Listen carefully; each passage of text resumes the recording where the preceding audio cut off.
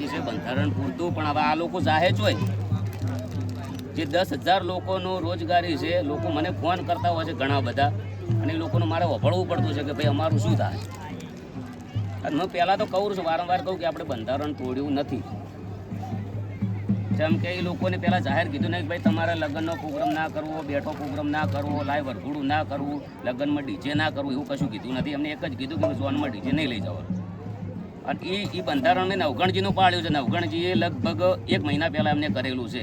એમાં ચંદનજી બી હતા, જુગલજી બી હતા, અને એમને બંધારણ 5,000 લોકોને સાક્ષી કર્યું.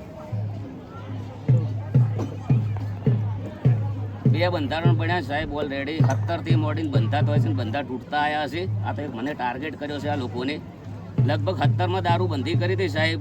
એના પછી તો બધું ઘણી જગ્યાએ થયું છે. તો એ દેશદ્રોહી નહીં, લોકો મને કહે છે કે દેશદ્રોહી.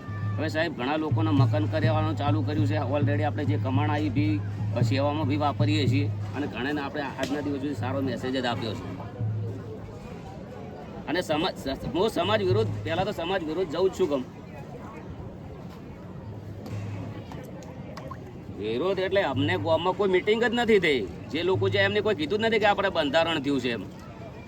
જે ઘર ધણી જેના ઘેર લગ્ન હતા એ વ્યક્તિ 8-10 દિવસ પહેલાં આયોજન કર્યું હતું કે ભાઈ મારે ગોમ ભેળું કરવું છે. ગોમ ભેળું કરવા જ્યાં જે વ્યક્તિ હતા એ વ્યક્તિ કીધું કોઈ આવ્યું જ નથી.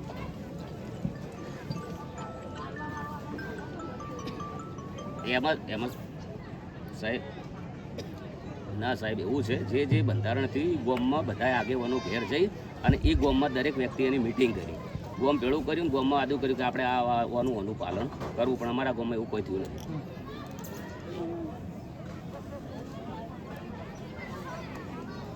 ગામમાં કેવું છે, અમુક લોકો પહેલેથી જ વિરોધ કરતા આવ્યા છે ઠેરથી. અમારો પહેલી વાર વિરોધ થયો એવું નથી.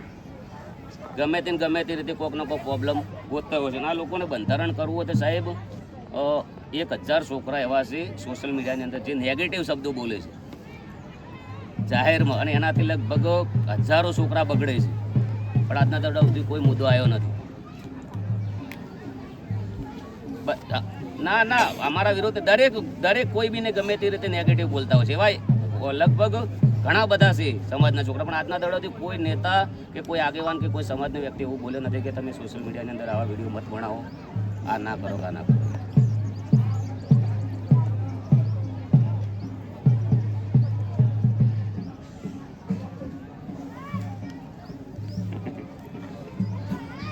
એમાં કેવું છે સાહેબ, એ છોકરો એક અપંગ છે અને મા બાપને બિલકુલ આપે એનું એક. અને એવા સાહેબ ઘણા બધા છોકરા છે. અત્યારે હું એક છોકરો અમે જ્યાં ખાલી મુલાકાત લેવા ગયા હતા, તો એને 8 મહિનાની સોળી છે અને 2 વર્ષનો દીકરો ભાઈ એક્સપાયર થઈ ગયો છે. ખાલી મળવા જતો તેને મકાન કરી આલ્યું. તો સમાજ એક એવી વસ્તુ છે કે આટલા બધા સપોર્ટ કરે, એમાં કોઈ બી વિડીયો અમારા પોસ્ટ નથી કર્યા આજના દિવસ સુધી કે તમે ઓમ કરો છો, સારું કરો છો, તે કરો. બસ ખાલી મુદ્દો ભળી જશે, ગમે તે રીતે કરી આવું કરો. ના આ દિવસ થેન્ક યુ. તમારો પણ ખૂબ ખૂબ આભાર. મારો જે વેદના હતી રજૂ કરી, અને સમાજને ખાસ કહેવા માગું છું કે હું કોઈ સમાજ વિરોધ નથી બોલતો. મારી લાગણીઓને સમજજો. તમારો આ નામ એક વ્યવસ્થિત રીતે જવાબ આપજો. કોઈ સમાજ વિરોધમાં બોલ્યો નથી, આજે નહીં બોલવાનો. સમાજ વિરોધ આપણે જ્યાં નથી જવાનું નથી. પણ છેલ્લો પ્રશ્ન કહી દઉં છું કે બધા ભેળા તો એક સારી મિટિંગ કરો, અને કોઈ બી એક પક્ષ પકડો તો સમાજની એકતા થાય, અને એના અંદર આ જીવન આપણે ગાવાનું બંધ કરશું. તમારે હંગાત તમને કોણી પાછું સ્ટેજ ઉપર કાયમ માટે, પણ બધા એક તો પછી જોઈએ કે અમારું બંધારણ તમે પાળશો, પણ તમે તમારું બંધારણ કેવું પાળો છો. બધાને જય બાબારી, જય રોમાધણી, જય ખર.